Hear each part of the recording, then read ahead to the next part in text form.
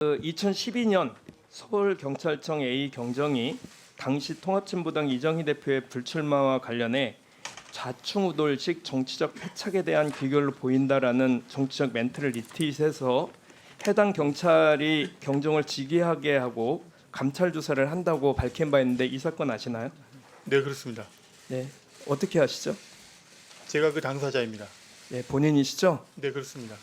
이게 적당하다고 생각합니까? 이 행위가? 그 당시 과정을 조금 설명을 드려도 되겠습니까? 네, 설명해 보세요. 제가 그 당시에 서울청의 뉴미디어 홍보회장으로 재직할 당시입니다. 네, 그 당일 이 사건이 있었던 당일 제가 새로운 스마트 기기를 지급을 받습니다. 그 새로운 스마트 기기를 지급을 받아가지고 우리 직원과 함께 이것을 테스트를 해보는 과정에서 버튼 조작 실수로 이런 리트윗이 되게 된 것이고. 직무대리님. 네. 지금 이 내용은 당시에 이거 찾기도 힘들었을 뿐만 아니라 대단히 민감한 정치적 사건이었어요. 여기에 경찰 조직의 핵심 가치인 정치적 중립을 지금 훼손하는 내용이에요. 그 당시에 제가 이 트윗을 작성한 게 아니고요. 이미 직무대리는 공직자로서의 그 원칙을 정치적 중립이라는 원칙을 훼손한 전력이 있는 겁니다. 이런 내용 때문에 고속 승진하신 거예요? 의원님, 그 당시에 제가 버튼 조작 실수했다는 것을 말씀을 드리고요. 저는요 앞으로도 질문을 계속 하겠습니다만 직무대리의 정치적 중립성에 대해서 대단히 우려스럽습니다.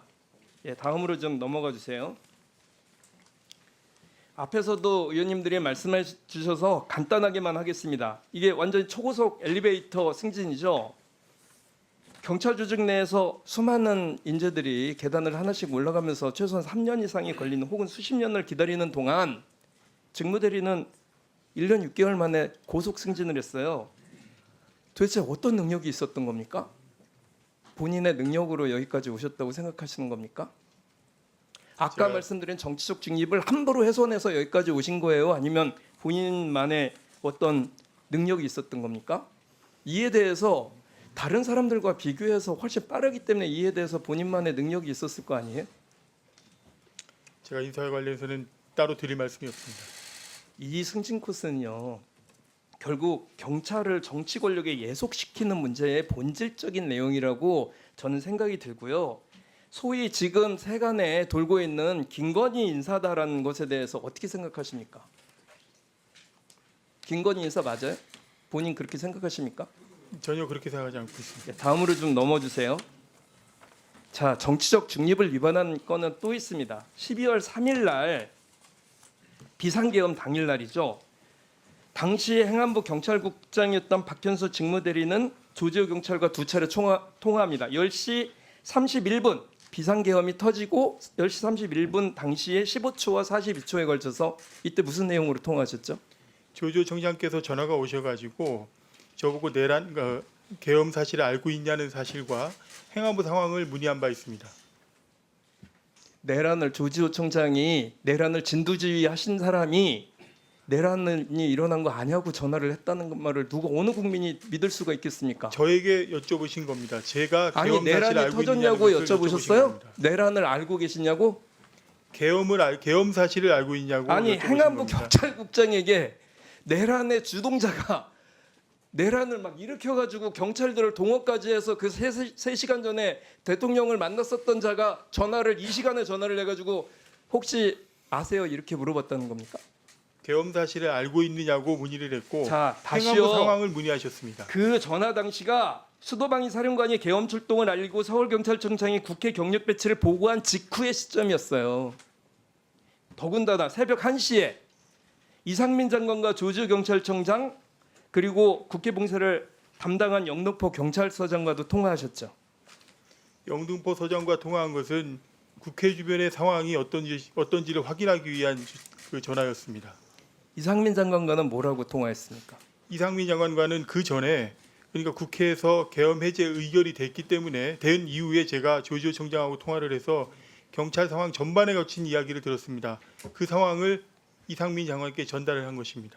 그러면은 조지호 경찰청장하고는 무슨 얘기했습니까? 계엄 상황 전반에 거친 이야기를 해주셨는데 지금 현재는 정확한 기억이 나지 않고 수사기관에서도 그렇게 지금 해필이면 당시에 경찰청과 관련된 거의 모든 내란과 관련된 얘기들을 박현수 직무대리와 관계가 있는 분들이 다 본인과 통화를 해요. 이거를 내란의 중심에 있었다, 내란에 참여했었다고 볼 개연성이 없습니까? 강조해서 말씀을 드리는데 저는 일체 그리고 내란을 반대한 바가 언론에는 없습니다. 그 이상민 장관과 통화한 이유가 단순한 안보 확인이었다고 발언을 한 사실도 있어요. 이 시간에 한 그렇게- 시쯤에 내란이 그렇게 진술한 바 터졌는데 없습니다. 저는 당시 상황이 국가내란으로 비화된 상황이었고 또 박현수 직무대리는 국가와 국민을 위해서가 아니라 당시 상황에서 핵심적인 요직에 있었고 그런 의미에서 내란 세력과 함께 움직였다는 이런 증거라고 볼 수 있는데 본인은 그렇게 생각 안 하세요?